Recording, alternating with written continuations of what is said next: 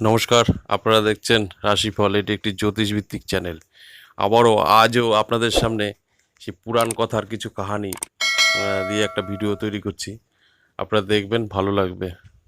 আর আমি তো আমার টোটকা যেরকম দিই সেরকম তো দিয়েই যাব, বা অনেক অনেক সমস্যা থেকে আপনারা মুক্তি পাবেন। কিন্তু তার মাঝে মাঝে আমি এরকম আপনাদের অনেক গীতা, ভাগবত গীতা পাঠ প্লাস পুরাণের অনেক কাহানি আপনাদের কাছে আমি রাখবো। তা আজকে যে কাহানিটা রাখবো সেটা হচ্ছে পুরাণ কথারই পাপ পুণ্য। পাপ পুণ্য নিয়ে আজকের কাহানিটা শুনতে থাকুন আমাদের সিনিয়রদের মুখে। শুনুন। ফল কীর্তন পাপ ভেদে নরক ভেদ কথন। কালকে এটা পড়ছিলাম নাকি কালকে পড়ছিলাম। বলি সম্বদিয়া সাবিত্রী তীরে নরক অধিপ কহে সুমধুর স্বরে জিজ্ঞাসিয়া ছিলে যাহা কহিন বর্ণন শুভ কর্ম ফলশ্রুতি করিলে শ্রবণ অশুভ কর্মের ফল শুনো এইবারে কুকাজ করিলে জীব নরকেতে পড়ে বহ্নিকুণ্ড তপ্তকুণ্ড ক্ষারকুণ্ড আর বিষ্ঠাকুণ্ড মূত্রকুণ্ড অতীব দুর্বার অশ্রুকুণ্ড মজ্জাকুণ্ড অতি বিভীষণ। হ্যাঁ, কুণ্ড মজ্জাকুণ্ড অতি বিভীষণ মাংসকুণ্ড নখকুণ্ড ঘোর দর্শন গাত্রমল কুণ্ড লোমকুণ্ড নাম ধরে অশ্রিক কুণ্ড কেশকুণ্ড কুম্ভীকুণ্ড করে অগ্নিকুণ্ড অস্থিকুণ্ড তাম্রকুণ্ড লৌহকুণ্ড আর বিষকুণ্ড ঘর্মকুণ্ড ঘর্মের আধার সুরাকুণ্ড তৈলকুণ্ড কুজকুণ্ড আদি সব কুণ্ড শূলকুণ্ড আছে নিরবধি মসিকুণ্ড চর্মকুণ্ড যত নিচয় কুম্ভী পাক কুণ্ড আদি কত শত হয় কূর্মকুণ্ড জ্বালাকুণ্ড অতি ভয়ানক দগ্ধ কুণ্ড ভস্যকুণ্ড নামেতে নরক গোলকুণ্ড শবকুণ্ড তেজকুণ্ড নামে কত শত কুণ্ড আছে আমার ঔষধনে সর্পকুণ্ড কৃমিকুণ্ড মুখকুণ্ড আর জালারন্ধ কুণ্ড আদি অতীব দুর্বার গজ দংষ্টকুণ্ড আছে অতি ভয়ঙ্কর যাহাতে যাতনা পায় পাতকী নিকট পুঁতিকুণ্ড বসাকুণ্ড আর শ্লেষাকুণ্ড জিহ্বাকুণ্ড লালাকুণ্ড আর গরকুণ্ড ইত্যাদি নরক বহু বিরাজে তথায় পাপীগণ তাহে পরি বড় কষ্ট পায় বঞ্চক হিংস্রক ক্রূর হয়জেয় জন অগ্নিকুণ্ডে দগ্ধ হয় সেই অভাজন তাহার দেহেতে আছে যত রোমচয় তত বর্ষয় অগ্নিকুণ্ডে ভস্মীভূত হয় বংশ মানে বঞ্চক এবং হিংস্র যারা কূট স্বভাবে তত রোমচয় তত বর্ষয় অগ্নিকুণ্ডে ভস্মীভূত হয় তিনবার পশু জন্ম হইবে তাহার রৌদ্রকুণ্ডে যাবে শেষে কহিলাম সার ব্রাহ্মণ অতিথি যদি করে আগমন তৃষ্ণার্থ হইয়া থাকে সেই মহাজন সেই বিপ্রে যেই জন জল নাহি দেয় তপ্তকুণ্ড নরকেতে পড়িবে নিশ্চয়। কোন কর্ম করলে কোন নরকে যায় সেটা বলছে। বিচিত্র পরীক্ষা রূপ করিয়া ধারণ শতবার ধারে যদি মানব ভবন সেই যেই জন শ্রাদ্ধ করে শাস্ত্রের বিধানে বসন রঞ্জিত কারে করে সেই দিনে যাবত দেবেন্দ্রের নাহি হইবে পতন খার কুণ্ডে ততবধি থাকে সেই জন অবশেষে ধরে জন্ম রজকি উদরে শতবার আসে সেই মানবেরও পুরে। শ্রাদ্ধের দিনে যদি কেউ জামা কাপড় ধোয় খার দিয়ে কাচে তবে তাকে রজকির উদরে জন্ম দেয়, মানে ধোপার ঘরে তার জন্ম হয়। শতবার আসে সেই মানবেরও পুরে স্বয়ং দান করি হরে যেই অভাজন পরদানে যেই লহয় লোভপরায়ণ সব ব্রহ্মস্ব হরণ করে দেবধন হয়ে হরে বিষ্ঠাকুণ্ড নরকেতে সেই জন পরে। শিবের যদি পূজা হয় সেখানে যদি কেউ দান করে আবার সেই দান যদি কেউ হরণ করে তবে তাকে সেই পাপের ফল ভোগ করতে হয়।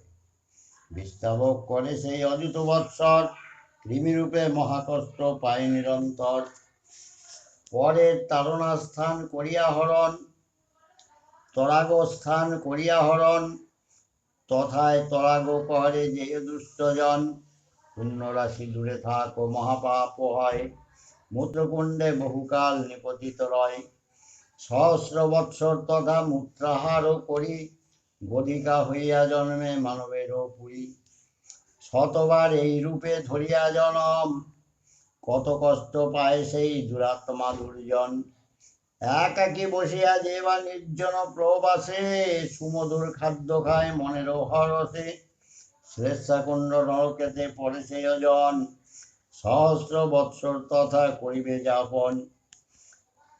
যে একা একা খায়, ভালো মন্দ একা একা খায়, সামনে দেখা গেল তার আত্মীয় স্বজন আছে, তার বহু আকৃষ্ট লোক আছে, অনাহারী লোক আছে, তাকে দিল না। ভারত ভূমিতে সে আসি দুরাচার, প্রেতজনী হইয়া থাকে শাস্ত্রের বিচার, নিজ কৃত কর্মফল পায় সেই জন, শ্লেষা মূত্র পুজো আদি খায় অনুক্ষণ, অতিথি হেরিয়া যে বা ফিরায় লোচন, ব্রহ্মহত্যা মহাপাপে মদে সেই জন, পিতৃকুলার তার যত আছে স্বর্গপুরে, সদত্ত সহিল নাহি আকিঞ্চন করে, চক্রকুণ্ড নামে আছে নরক দুর্বার, তাহাতে করিয়া কষ্ট পায় দুরাচার, অযুত বৎসর তথা করিয়া যাপন, দরিদ্রের ঘরে আসি লভয়ে জনম, সাতবার এই রূপ শরীর ধরিয়া, দারুণ যাতনা পায় ধরাধামে গিয়া, বিপ্র করে ধনদান করে যে জন, পুনশ্চ লোভেতে করে সেসব হরণ, মসিকুণ্ড নরকেতে সেই জন যায়, অযুত বৎস তথা মহাকষ্ট পায়, সপ্ত জন্ম কৃকলাস হয় যে জন, পরিশেষে নররূপ করিবে ধারণ,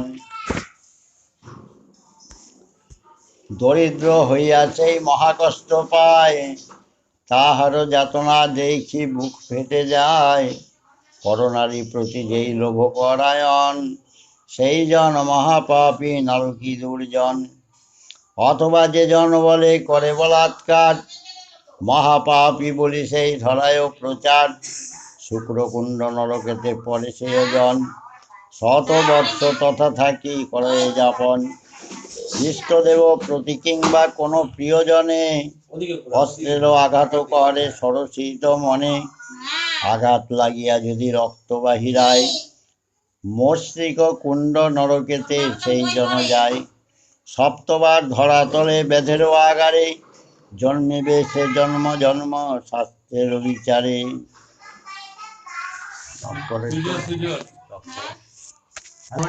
গান শুনে যে মহামতি, উপহাস করে তাহায় অভিমানে মাতি, অশ্রুকুণ্ড নরকেতে সেই জন যায়, শত বর্ষ থাকি তথা মনস্তাপ পায়। বহু লোক আছে, একজন হরিকথা বলল, হরিগুণ গাইল, কীর্তন শুনল, ধর্ম আলোচনা শুনল।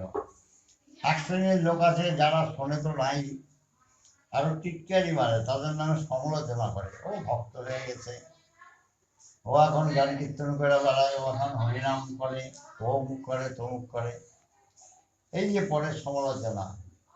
এরা মানে কুকর্ম করে যতটুকু নরক ভোগ করতে হয়, এরা কুকর্ম না করেও এই সমালোচনার দ্বারা তার থেকে বেশি নরকের ভোগ করার অধিকারী হয়।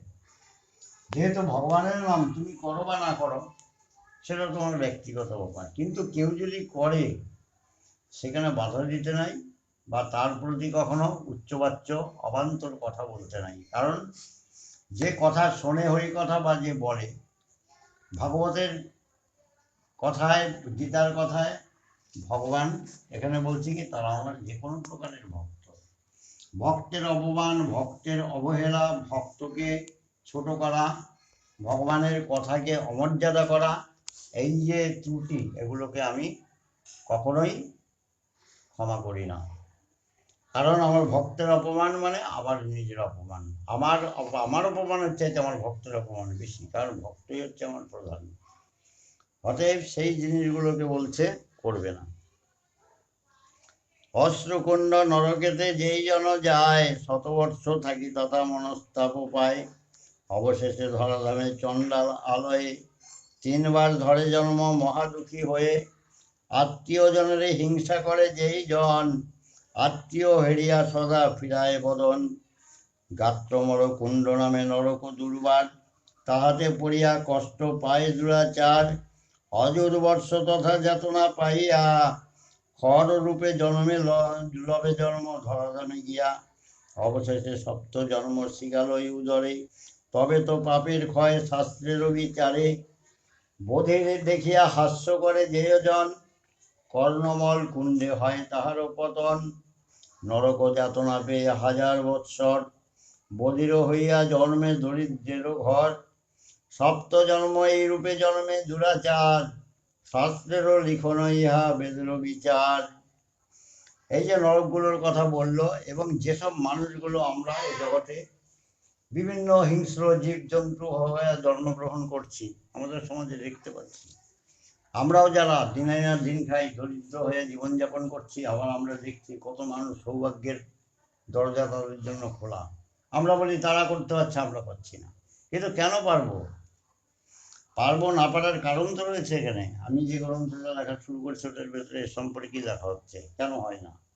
এক মায়ের পেটে ছেলে পেলে অনেক জন্মায়, কেউ হয়তো দেখা যায় দিন আনা দিন খাওয়া পাচ্ছে না, আবার সেই বাবা মার ঘরে এক ভাই বিশাল বড় লোক হয়ে গেল, তার ভাত খাওয়ার লোক নাই। কারণ কি? হ্যাঁ, এই কারণটাই এই জায়গায়, এই কর্মফলটা। এই কর্মফল ত্রিবিধ রূপে কর্মফল ফল প্রদান করে, 3টে ভাব আছে। সেটা নিয়ে আবার আরেকদিন কালকে আলোচনা করবো, এখন এক জায়গায় পড়ি। এখানে আমি প্রমাণ কতগুলো আমার এই বাস্তব জীবনে, এই বয়সে আমি বহু এরকম প্রমাণ করে লিখছি, ঘটনা সত্য। আর সেটা প্রমাণ সাপেক্ষ, এটা কোনো গল্প কথা নয়। মানুষ ইচ্ছা করলে সব কিছু করা যায় না। ইচ্ছার পেছনে যদি তার শুভ কর্মের সুসংস্কার না থাকে, সে কিছুতেই হবে না।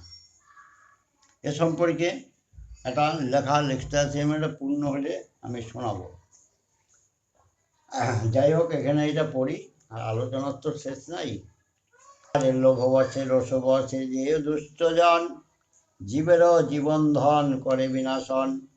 মহাপাপী সেই জনবনি ভিতরে, 1,00,000 বর্ষ মজ্জাকুণ্ডে নিবসতি করে। শশক হইয়া জন্মে ভূমে 7বার, মৎস্যরূপে সপ্ত জন্ম হইবে পুনর্বার। আপন তনয়া ধনে যেই অভাজন, বাল্যবধি রক্ষা করে করিয়া যতন। অবশেষে অর্থ লোভী হইয়া অন্তরে, মনমত ধন লইয়া তারে বিক্রি করে। নিজের কন্যা ছোটবেলা জন্মের পর দেখা গেল অভাব অনটন দারিদ্রতার দায়ে পড়া, শেষে বড় করলো, বড় কইরা টাকার লোভে অপরের কাছে বিক্রি করে দেয়।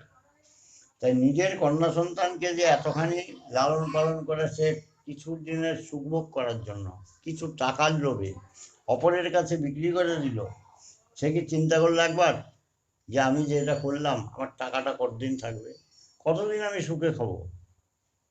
কিন্তু যে কাজটা করলাম সেটা কি? মাংস কুণ্ড নরকেতে পরিযায় জন, কত যে যাতনা পায় কে করে বর্ণন। যত রোম ধরে সেই দেহে দুরাচার, তত বর্ষ কুণ্ড ভোগ হইবে তাহার। যমদূত সদা তারে করে তারণ, বিষ্ঠা কৃমিরূপ কুণ্ডে রহে অনুক্ষণ। 60,000 বর্ষ নরকে থাকিয়া, ব্যাধেরও গৃহেতে জন্মে ধরাতলে গিয়া। এই যে কত নিচু জাতি, সাপ ধরে, ওই দেখা যায় কুলির কাজ করে। এক শ্রেণীর লোক আছে একেবারে নিচু শ্রেণীর লোক, ওই যে জীবজন্তু মাইরা খায়, সমাজে তাদের স্থান নাই, সম্মান পায় না, দিনান্তে দিন ঠিকমতো খাওয়া হয় না। আবার হয়তো ছেলেপেলে কতগুলি জন্মায়, থাকার মতো বাসস্থান নাই, এদের নিজের জীবনেরই কোনো সুখ বলতে কিছু নাই। আবার দেখা যায় তাদের ছেলেপেলে কতগুলি। এই যে নিম্ন স্তরের নিম্ন শ্রেণীর মানুষজনিত জন্ম হয়, এও বহু পাপের ফলে। আর কত যে যাতনা পায় কে করে বর্ণন। যত রোম ধরে সেই দেহে দুরাচার, তত বর্ষ কুণ্ড ভোগ হইবে তাহার। যমদূত সদা তারে করে তারণ, বিষ্ঠা কৃমিরূপ কুণ্ডে রহে অনুক্ষণ। 60,000 বর্ষ নরকে থাকিয়া ব্যাধরও গৃহেতে জন্মে ধরাতলে গিয়া সপ্ত জন্ম ব্যাধ রূপে যাতায়াত করি সপ্তবার জন্মে পরে ভেক রূপ ধরি অবশেষে 3 জন্ম শুকর হইয়া বোবা হয়ে জন্মে পরে ধরাতলে গিয়া সপ্ত জন্ম মূর্খ হইয়া থাকে সেই জন তবে তো পাপের ক্ষয় শাস্ত্রেরও বচন শ্রাদ্ধ দিনে ক্ষৌর কর্ম যেই জন করে নখকুণ্ড নরকেতে সেই জন পড়ে 1000 বৎসর তথা করে অবস্থিতি অবশেষে ধরাতলে পশুরূপে প্রতি গতি কেশ সহ শিবলিঙ্গ পূজে যেয় জন কেশকুণ্ড নরকেতে তাহার পতন শিব সাপে অবশেষে যবন হইয়া যবনের গৃহে জন্মে ধরাতলে গিয়া পৃথিবীতে গয়া ক্ষেত্রে অতি পুণ্য স্থান শত জন্ম পাপ যায় দিলে পিণ্ডদান তার দৃশ্য পবিত্র ক্ষেত্রে বিষ্ণুর চরণে পিণ্ড নাহি দেয় যদি ভক্তিপুত বনে হস্তিকুণ্ড নরকেতে পরিচয় জন দারুণ যাতনা পায় কে করে বর্ণন অঙ্গহীন হইয়া শেষে ধরাধামে যায় দরিদ্রের গৃহে জন্মি মহাকষ্ট পায় কাম বসে মত্ত হইয়া যেয় অভয়ন গর্ভবতী নারী সহ করয়ে রমন তাম্রকুণ্ড নরকেতে সেই দুরাচার করিয়া যাতনা পায় বৎসর 1000 অনুরা কন্যার অন্ন করিলে ভোজন লৌহকুণ্ড নরকেতে থাকে সেও জন এখানে একটু বলার আছে অনুরা কন্যা বুঝো যে কন্যার বিবাহ হয় নাই জীবনে বিবাহ হয়নি এটা জ্যোতিষশাস্ত্র আছে আমাদের একটা মেয়ে বাবা মার ঘরে জন্ম নেওয়ার পর মেয়েরা এমন একটা বয়স আছে তাদের দেখা যায় যে যৌবনে তাদের দেহের সৌন্দর্য বৃদ্ধি পায় এবং যৌবনের সময়টা এমন কোনো পুরুষ নাই যে একটা নারীর দিকে তাকে আকৃষ্ট না হয় কিন্তু এমন কতগুলো মেয়ে এমন কতগুলো যুগে জন্ম নেয় অনুরা যুগ যেটাকে বলে সেই মেয়েরা যদি ইচ্ছাকৃত কোনো পুরুষের সঙ্গে সম্পর্ক করতে যায় পুরুষ তাকে স্পর্শ পর্যন্ত হয় না দূরে চলে যায় এটা অনেক জন্মের পাপের ফলে একটা গল্প আছে আমার কাছে এটা আমার মানে একটা ইসিদাসী একটা মেয়ে ছিল নাম এটা বৌদ্ধ ধর্মগ্রন্থ ত্রিপিটক একটা গ্রন্থ আছে তার থেকে গল্পটা আমি বহুদিন আগে এটা পড়ছি তার ভেতরে এটা আছে যে কি পাপ করলে কি কর্ম করলে একটা মেয়ে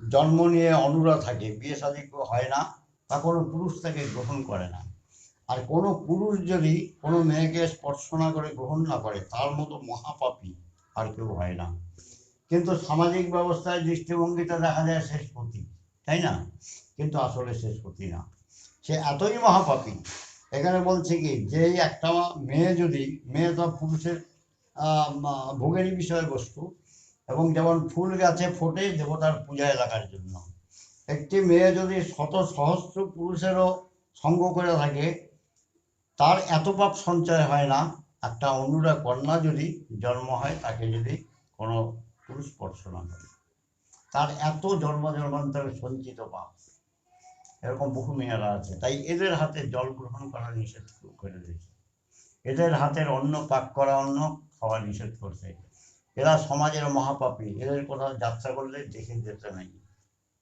যেমন পুরুষের মধ্যে মাকুন্দ চোপা এইরকম ব্যক্তিকে যেমন যাত্রাকালে নিষিদ্ধ অনুরা কন্যাকে যাত্রার সময় নিষিদ্ধ তাদের মুখ দেখে কোথাও গেলে কোনো কার্য সফল হবে না কারণ মহাপাপে এদের জন্ম তাই এদের জীবনে মায়ের ঘরে জন্ম নেওয়া পৃথিবীতে আসছে যে ফুল গাছে ফোটে ঝরে পড়ে যায় পূজায় লাগে না সে ফুলটার কোনো দাম নেই তাই অনুরা কন্যা আরো বেশি খারাপ বরঞ্চ সে যদি সমাজে দেখা যায় যে সে পতিতাও হয়ে থাকে তার মূল্য অনেক বেশি কারণ পতিতার দরজার মাটি ছাড়া দেবী দুর্গার পূজা হয় না কালী মূর্তির পূজা হয় না মূর্তি তৈরি হয় না এই যে পালেরা মূর্তি তৈরি করে না ওদের কাছে কিন্তু ওই মাটি আনা থাকে ওই অল্প অল্প করে দিয়ে মূর্তি তৈরি করে যে কোনো দেবী মূর্তি করতে গেলে ওই মাটি লাগবে তাহলে ওরা কতখানি পুণ্যবান আর একটা মেয়ে বাবার ঘরে জন্ম নিছে জীবনটা অতিবাহিত হয়ে গেল কোনো পুরুষ তাকে স্পর্শ করে দেখলো না তাই বলছে অনুরা কন্যার হাতে জল গ্রহণ করবেন না করলে তাকে সেই লৌহকুণ্ড নরকে তাকে পতিত হতে হবে অনুরা কন্যারণ্য করিলে ভোজন, লৌহকুণ্ড নরকেতে থাকে সেই জন। তাহারে তাড়না করে যমেরও কিং করে, অবশেষে ধরে জন্ম রজকী উদরে। মহাকষ্ট পায় আসি ভারত আগারে, দেখিয়া তাহার দুঃখ হৃদয় বিদরে। দেহ সেদ হস্তে খাদ্য দ্রব্য স্পর্শে যেই জন, ঘর্মকুণ্ড নরকেতে করে গমন। ব্রাহ্মণ হইয়া করে শূদ্রান্ন আহার, 100 বৎসর সুধা কুণ্ডে বসতি তাহার। এখনো কিছু ব্রাহ্মণ আছে যারা আচারী ব্রাহ্মণ, তারা কখনো শূদ্রের বাড়িতে খাবে না, শূদ্রের বাড়িতে খাবে না। যদি শূদ্রের বাড়ি কেউ যদি বলে যে আপনি আমার বাড়িতে খাওয়া দাওয়া করবেন, তাই তার জন্য আলাদা বাসনপত্র দিতে হবে, তারা ব্রাহ্মণরা রান্না করে খাবে। আগেকার দিনে বৈদিক যুগে এই নিয়মই ছিল। শূদ্র মারা গেলে শূদ্রের মৃতদেহ সবাই ব্রাহ্মণের মৃতদেহ সবাই স্পর্শ করবে না, সৎকারও করবে না, করলে যে করবে তার প্রায়শ্চিত্ত করা হবে। আর আজকের এই যুগে আজকাল আর সেসব নাই। এই যে আমি বলি, দেখো এত কষ্ট পাও, এত কিছু হয়, একটা কাজ করো, তুমি এইভাবে করে মরা পড়াবা না। এই মরা পড়ানো কিন্তু, তুমি তো চন্ডাল না যে তুমি 100 মরা 108টা মরা পড়ায় যে তুমি সিদ্ধি লাভ করবা। এই যে সুভাষ মারা গেল কেন? সুভাষরা কিন্তু উচ্চ বংশের, জানো, ওরা বোস টাইটেল কায়স্ত হইয়া কি করলো, এই ডোমের কাজ করে গেল, কিন্তু কি লাভ? এত মরা পড়াইছে জীবনে, কতটা পুণ্য অর্জন করছে এটা কি জানে? জানে না, পুণ্য অর্জন করতে পারেনি। ওই লোকের কাছে শোনে যে 101টা যদি মরা পড়াইতে পারে সে সিদ্ধি লাভ করে, ডোম যদি হয় তবে। ডোমের কাজ সবাই করে না। আর ব্রাহ্মণ হইয়া করে শূদ্রান্ন আহার, 100 বৎস সুরাকুণ্ডে বসতি তাহার। অনিবেদ্য দ্রব্য যেবা করে ভক্ষণ, কৃমিকুণ্ড নরকেতে পড়ে সেই জন। এই জন্য দীক্ষা নিতে হয়। দীক্ষা নিলে পরে আমরা যে জিনিসটা খাই সেটা গুরুদেবের নামে নিবেদন করে খাইতে হয়। কোনো কিছু খেতে গেলে দীক্ষিত ব্যক্তি গুরুর নামে নিবেদন করে খাইতে হয়, তবে সেইটা সুস্বাদু বা সেইটাই উপকার হয়। গুরুর নামে অনিবেদিত খাদ্যই সেইটা হয় বিষ্ঠার সমান। 1000 বৎসর তথা মহাদুঃখ পায়, শুকর রূপেতে শেষে ধরাতলে যায়। বিপ্র হইয়া শূদ্র সব করিলে দাহন, পূজকুণ্ড নরকেতে করিবে গমন। বিপ্র হইয়া মানে ব্রাহ্মণ হয়ে যদি শূদ্রের দেহ আগুনে পোড়ায়, যমদূত প্রহারিবে তারে অনিবাদ। যাতনা পাইবে সদা রহে করে হাহাকার। ক্ষুদ্র ক্ষুদ্র জীবগণে করিলে নিধন, দংশকুণ্ড নরকেতে করিবে গমন। ছোট ছোট পোকামাকড় ইচ্ছাকৃত যদি কেউ মারে, হত্যা করে। তাই আমরা এই যে পেচ্ছাপ করি, আগুন জ্বালাই, এক জায়গায় গরম জল ফেলাই, গরম ভাতের ফ্যান ফেলাই, কখনো ওইভাবে জঙ্গলে ফেলতে নাই। জঙ্গলে ফেললে একটা অপরাধ কোন পোকার উপরে কোন পশুর উপরে পড়বে তার ঠিক নেই। অতএব ওইভাবে কাউকে, যেমন আমার গায়ে যদি কেউ গরম জল ফেলায় দেয়, তখন আমার কি হবে? আমি তো প্রতিবাদ করতে পারবো, এই জীবজন্তুরা তো প্রতিবাদ করতে পারবে না। কত জীবজন্তু দেখবা মানুষের ঘরে দরজা যায়, বিড়াল কুকুর ঝাঁটা দিয়া মারে, গরম জল ঢাইলা দেয় গায়ে, খাইতে দেয় না, তাড়ায়। খাইতে না দাও না দেওয়া, কিন্তু ওইভাবে তার উপরে অমানসিক অত্যাচার করবে না। করলে তাকে এসব ফল ভোগ করতে হবে, এতে কোনো ভুল নাই। শাস্ত্র যদি সত্য হয়, এটা অবশ্যই সত্য। আমরা চোখের দৃশ্যমান জগতে দেখছি মানুষ দিনে না দিনে আহার করতে পারছে না, খেতে পারছে না, কত কষ্ট। এই যে বিদেশে যে মানুষগুলি আটকে রয়েছে, কান্না করে হাত জোর করে কয় আমাদের বাঁচান, আমাদের বাঁচান। আমাদের ছেলেপুলে আত্মীয় স্বজন সংসার বা সব পড়ে রয়েছে, আমরা এখানে এসে না খেয়ে মরি, কাউকে দেখতেও পাই না, আমাদের বাঁচান। কেন এই কষ্ট? দুঃখটা আসে কোথা থেকে মানুষের জীবনে? এখানে স্বর্গ, এখানেই নরক। তাই রবীন্দ্রনাথ লিখছে, কোথায় স্বর্গ কোথায় নরক কেবল তা বহুদূর। মানুষের মাঝে স্বর্গ নরক, মানুষের সুরাসুর। রিপুর কারণে যখনই ওদের বিবেক পাইগল হয়, আত্মগ্লানির নরক নড়ে তখনই পুরিতে হয়। আত্মগ্লানি নরক, এটা একটা, এই নরক আমরা ভোগ করছি। এখানে শাস্ত্রগ্রন্থে আছে নরক। এই নরকগুলো কোথায়? অন্য কোনো এক লোকে, সেই লোকটা কোথায় মানুষ কি করে জানে? তাই জ্ঞানীগণ, পণ্ডিতগণ, মনীষীগণরা নরককে এখানেই নরক বানাইছে, এটাই স্বর্গ, এটাই নরক। মানুষ কর্মফল ভোগ করার জন্য এই পৃথিবীতেই আসতে হবে তাকে। আমি যদি দেহটাকে ত্যাগ করি, আবার আমাকে দেহ নিতে হবে। মৃত্যুটাই জীবনের শেষ নয়, মৃত্যুটা জীবনের একটা শুরু। আর জন্মটা হচ্ছে এই জীবনের ইয়লংশ কাল, আবদ্ধ থাকার সময়। যাহা তখন মৃত্যু হলো, আবার আরেকটা ঘরে জন্ম হয়ে যাবে।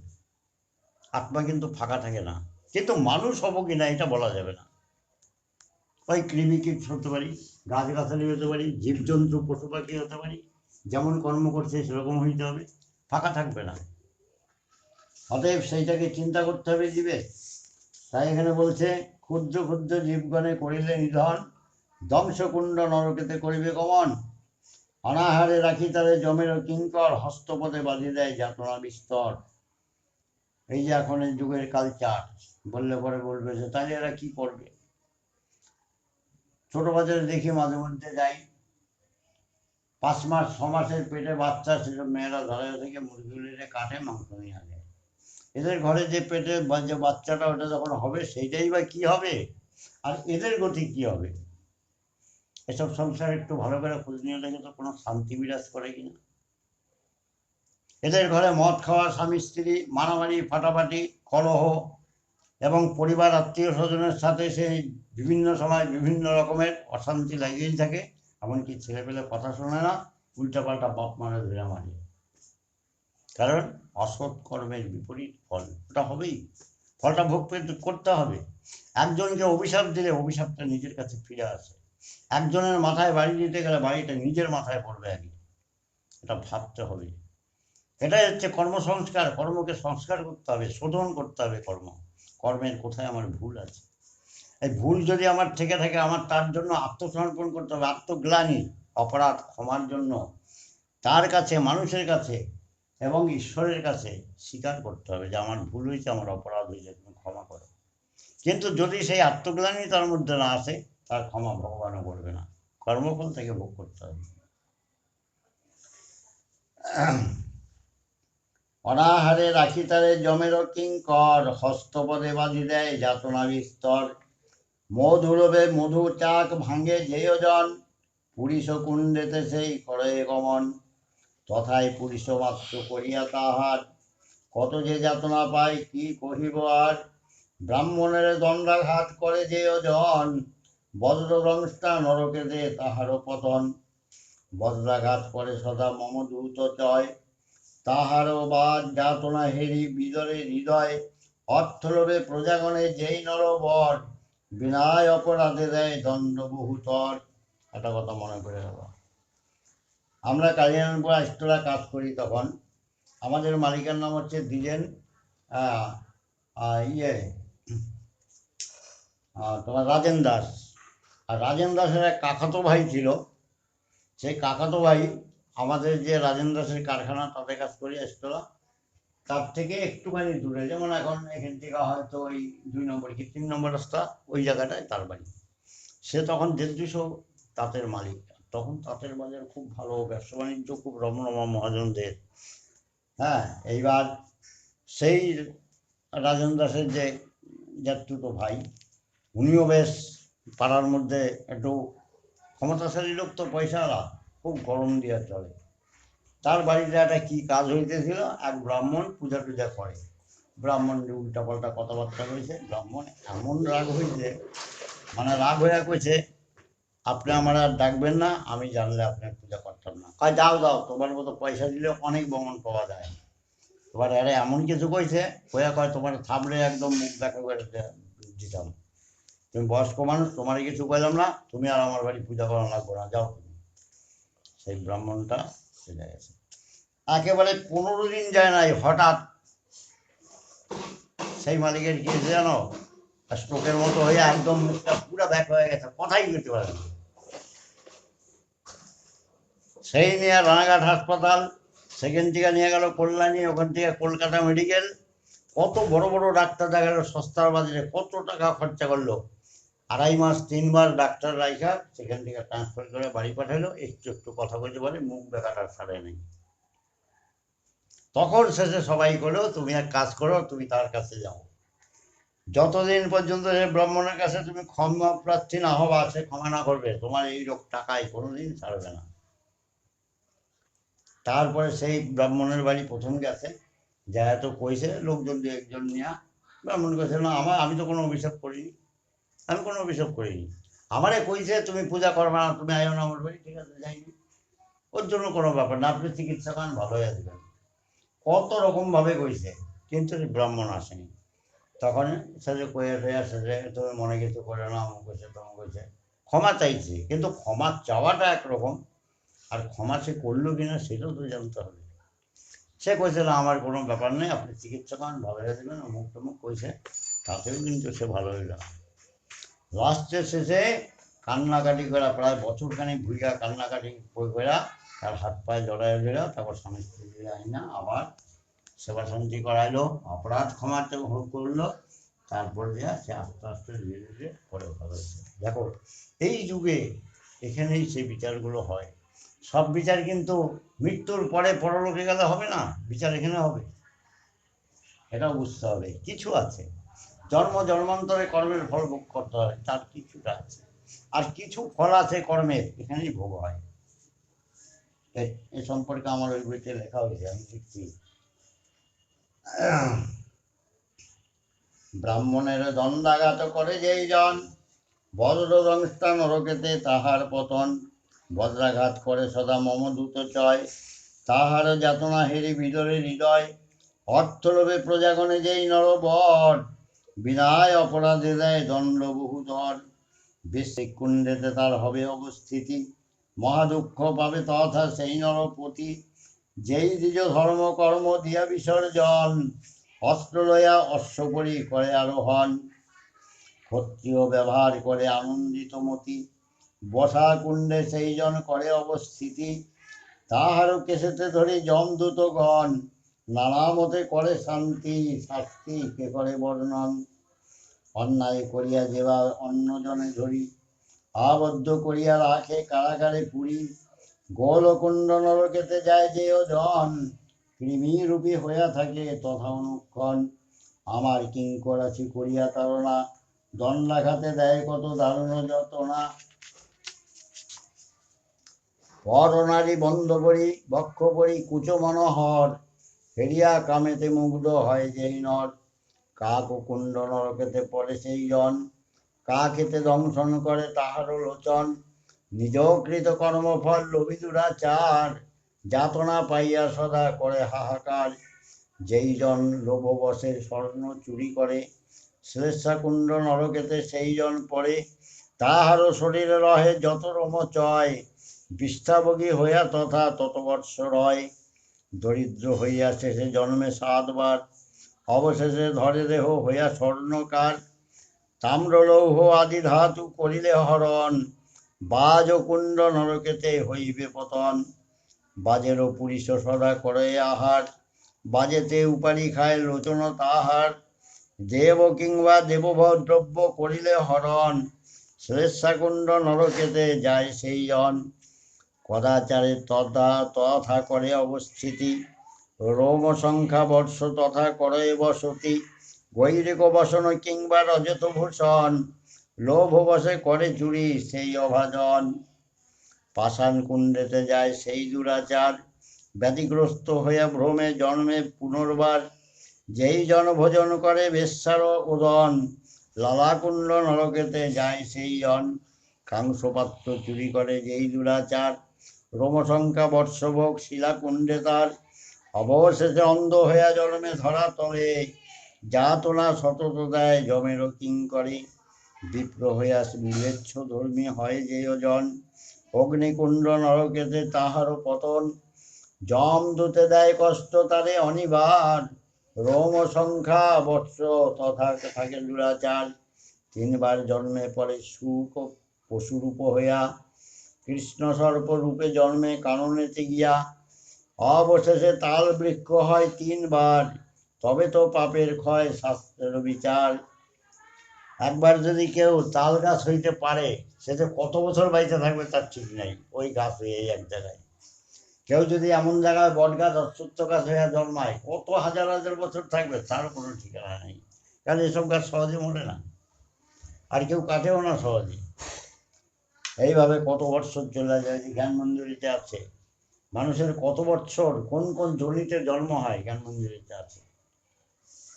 ধান্য আদি শস্য চুরি করে যেই জন, তাম্বুল শস্যপ আদি করে হরণ, তাহার শরীরে যত থাকে রোমচয়, চূর্ণকুণ্ড নরকেতে তত বৎসর হয়। পরদ্রব্য লয় সে যেই করিয়া বঞ্চনা, চক্রকুণ্ডে পরিপায় দারুণ যাতনা।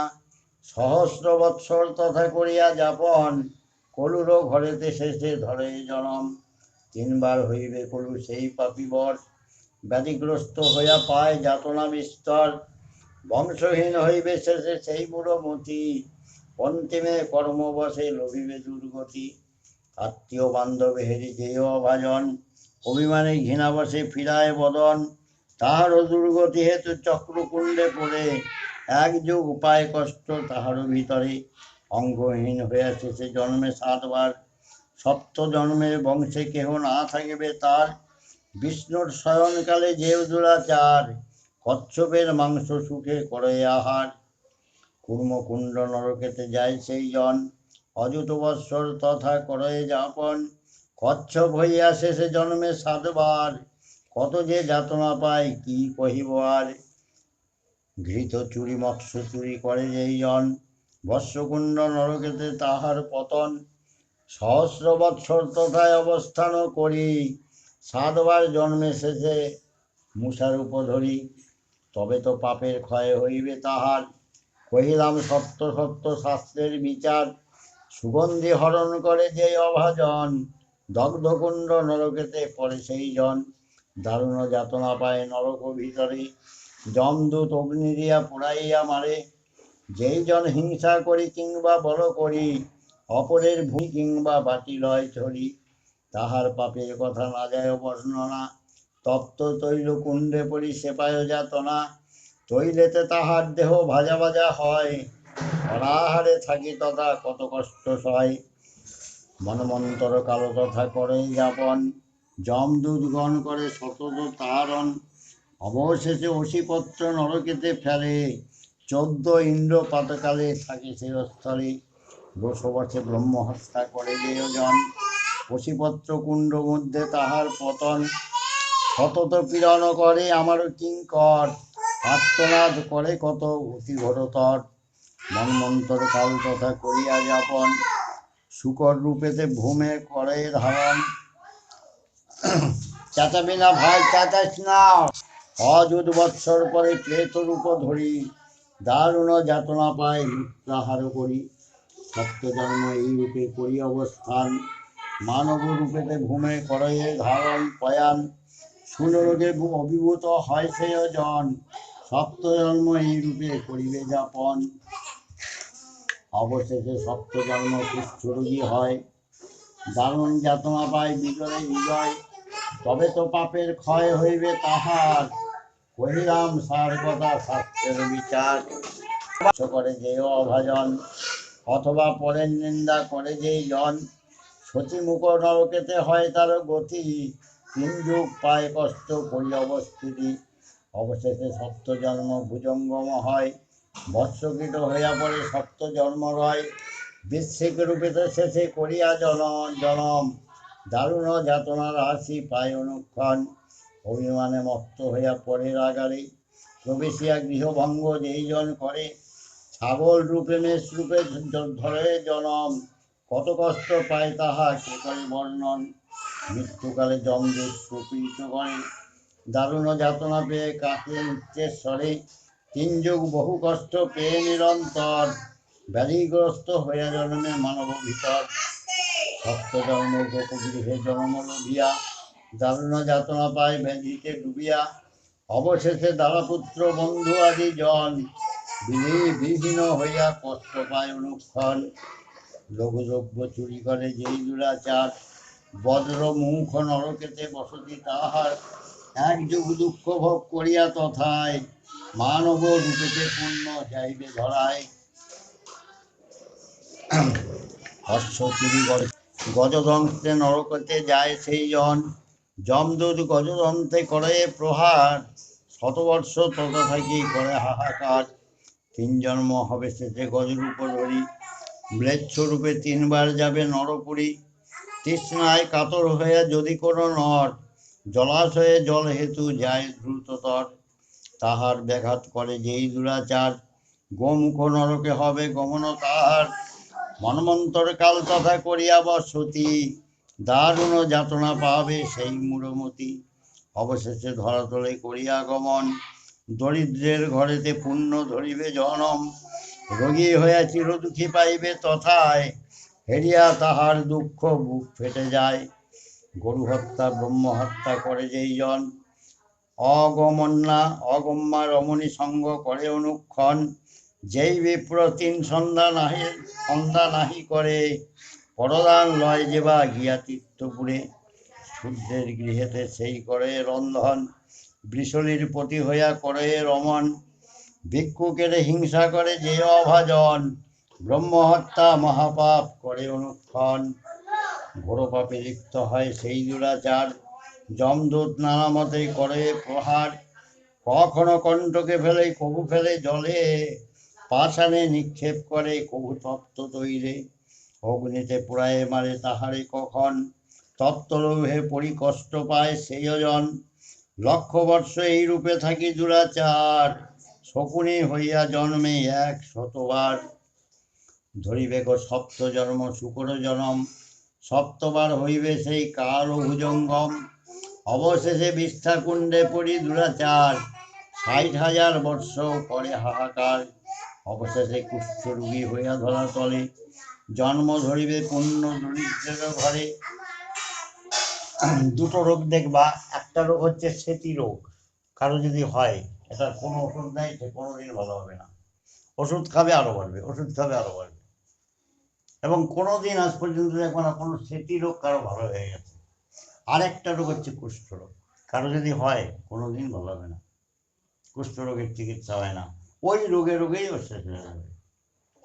এই যে কর্মের ফলগুলো বললো, যদি কোনো ব্যক্তি এগুলোকে চিন্তা করে, তাহলে সে সেই কর্মগুলো থেকে সবসময় সতর্ক থাকবে। এটাই হচ্ছে শাস্ত্রের বিধান। আর যদি কেউ মনে করে যে না, এই বলা দরকার, বইয়ের মধ্যে লেখা আছে বলছে, তাতে মানলেই কি না মানলেই কি, তাহলে তার কোনো ব্যাপার নাই, তুমি যা বলবে তাই করো, যা হবার তা হবে। এবার যে মনে করে যা হবার তা হবে, সে যা খুশি তাই করবে, যা হবার তাই হবে। আর কেউ যদি মনে করে না এগুলো আমি যাতে না হয় তার জন্য চেষ্টা করবো, এগুলো তো কর্মের কথা বললো, কর্ম খণ্ডনের ব্যবস্থা কি সেটাও আছে, তারও রাস্তা আছে, সেই রাস্তায় তাকে যেতে হবে, সেই সংশোধন করতে হবে।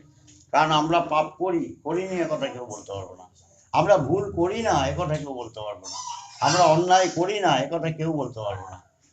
কতটা কর্ম ভুল করলে কতটা পাপ হয় সেটা কিন্তু আমাদের কাছে নাই। অনেক বড় একটা কিছু করলে একটা পাপ হয়, একটা ছোট্ট কাজ করলেও তা দেখা যায় ক্ষেত্র বিশেষে তার চেয়ে বড় পাপ হয়, বড় পাপের ফল ভোগ করতে হয় একটা ছোট অপরাধ। অতএব কর্মের গতিকে জানতে হবে, কর্মের গতিকে জানলে তবে জ্ঞানের দ্বারা কর্মকে সংশোধন করা যাবে, তবেই কর্মশুদ্ধ হবে। কর্মশুদ্ধ না হওয়া পর্যন্ত ভক্তি হবে না, ভক্তি না হবে কর্মের বিচার বিবেচনা, কর্মের সূচি শুদ্ধতা, তারপরে কর্মের সূচি শুদ্ধতার পরে হচ্ছে জ্ঞান যুক্ত ভক্তি। তাহলে দেখো, আমাদের কাছে অনেক ব্যক্তি হয়তো আসলো, দেখা গেল যে একজন গ্রহদশায় আক্রান্ত, সে গ্রহদশায় আক্রান্ত হয়ে হয়তো নানা রকম বিভ্রান্ত হচ্ছে। উদ্দেশ্য কি, আমি একটা জ্যোতিষীর কাছে যাবো, হাত দেখাবো, আমি একটা রত্ন পাথর বা তাবিজ কবজ নেবো, আমার সমস্যা দূর হয়ে যাবে। এই যে ধারণাটা, এই ধারণাটা সম্পূর্ণ ভুল। কেন? তুমি তাকে না কাটবে তত সময় পর্যন্ত কোনো তাবিজ কবজ কোনো কিছুতে কোনো কাজ হয় না। এটা আমাদের যে একদম অ্যাস্ট্রোলজার যে গুরু, যারা রিসার্চ করে, অ্যাস্ট্রোলজিক্যাল নিয়ে রিসার্চ করে এবং তারা জ্যোতিষ গবেষক, তারা বলছে যে না, সেটা যদি হয় তাহলে তো ঈশ্বরের বিধিবিধান মিথ্যা হয়ে যাবে। তা হয় নাকি? তাহলে আমাদের দেশের প্রধানমন্ত্রী ছিল ইন্দিরা গান্ধী, অত বড় রাজবংশের একজন এশিয়ার মুক্তিসূর্য, তাকে কি করে আততায়ী গুলি করে মারল? এটা হয় না। কর্মফল, কর্ম করে ফলকে, অশুভ কর্মের ফলকে নষ্ট করতে হবে কর্মের দ্বারা। কর্মের দ্বারা অশুভ ফল তৈরি হয়েছে, আবার কর্মের দ্বারা অশুভ ফলকে নষ্ট করতে হবে। অতএব কর্মফল ভোগ করার জন্য পৃথিবীতে আমরা প্রত্যেকে আসছি। পৃথিবীর রাজা ধীরাজ থেকে একদম ভোগ করতে হবে, এটার নামই নরক।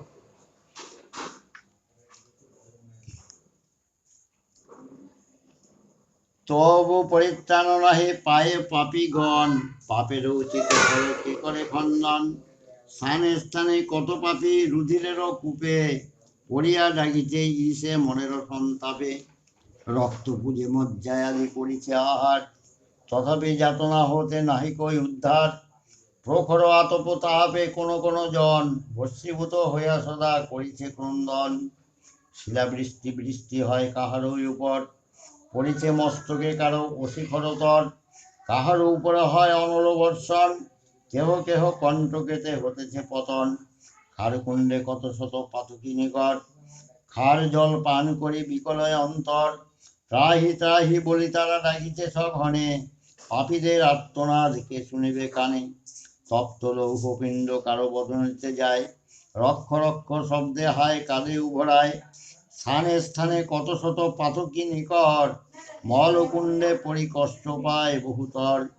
ক্রোধবশে যমদূত আসিয়া সঘনে, বিধিছে লৌহের কাটা কাহার নয়নে।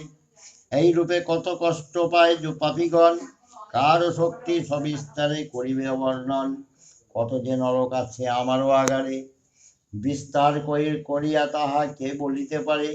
তাহাতে যাতনা পায় পাতকী নিকট, অধিক বলিব কিবা তোমারও গোচর।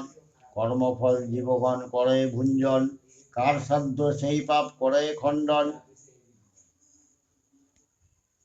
জমালে কর্মফল বহু রূপে বহু ব্যক্তি এই আমার এই জমালয়ে ভোগ করছে, কিন্তু এই কর্মফল ভোগ খণ্ডন করার মতো কেউ নাই। গরু হত্যা ব্রহ্ম হত্যা যেই জন করে, মহাপাপী বলি সেই বিদিত সংসারে। তাহাদের সমপাপী নাহি কোনো জন, তাদেরও দুর্দশার কি করি বর্ণন।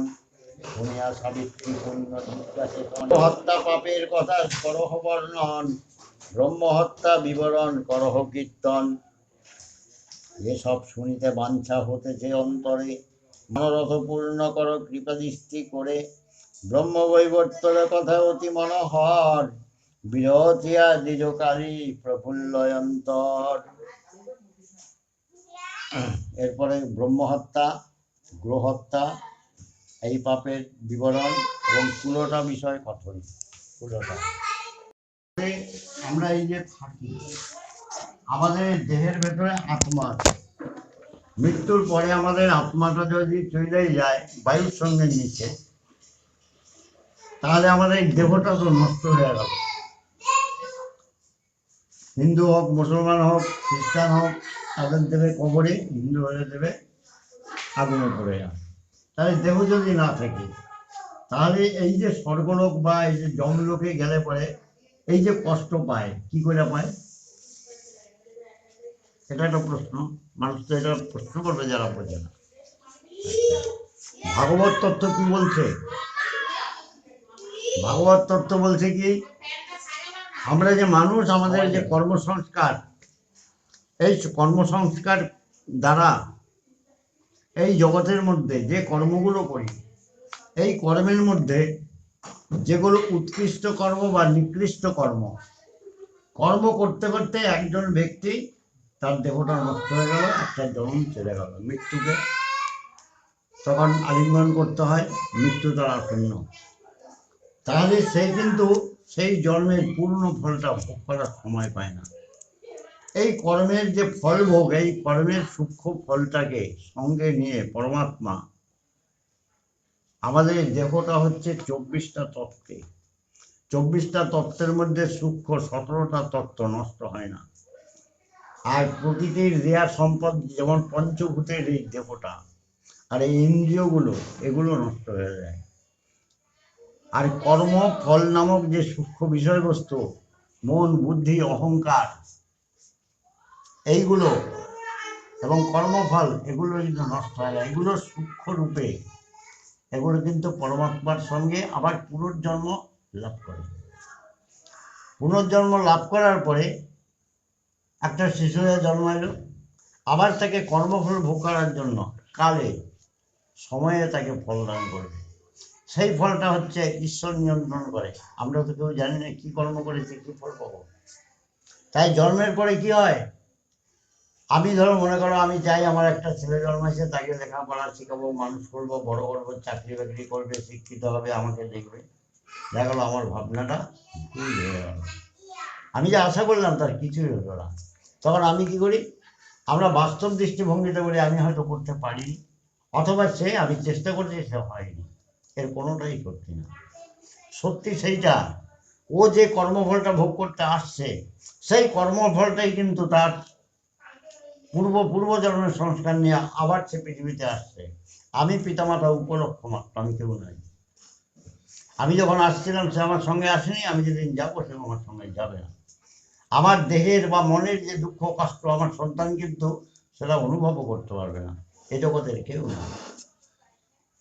তাই বলছে এই জগতে আমি একা, আসছি একা, যাবো একা। আর যে কর্ম করছি কর্মের ফল যখন ভোগ করব আমি একাই ভোগ করব। আমি রাত্রে পায়ের যন্ত্রণায় কষ্ট পাই, কিন্তু আমার সাথে কি কেউ কষ্ট পায়? কেউ কিন্তু পায় না। কষ্টটা কতটা এটা আমি অনুভব করি। তাহলে এই কষ্টটা দিন দিন বৃদ্ধি হইতে হইতে এমন এক সময় তোমার আমি বিছানা শয্যাশায়ী হব, কিন্তু আমাকে খাওয়াবে দাওয়াবে, ডাক্তার দেখাবে, আমাকে চেষ্টা করবে ভালো করার জন্য।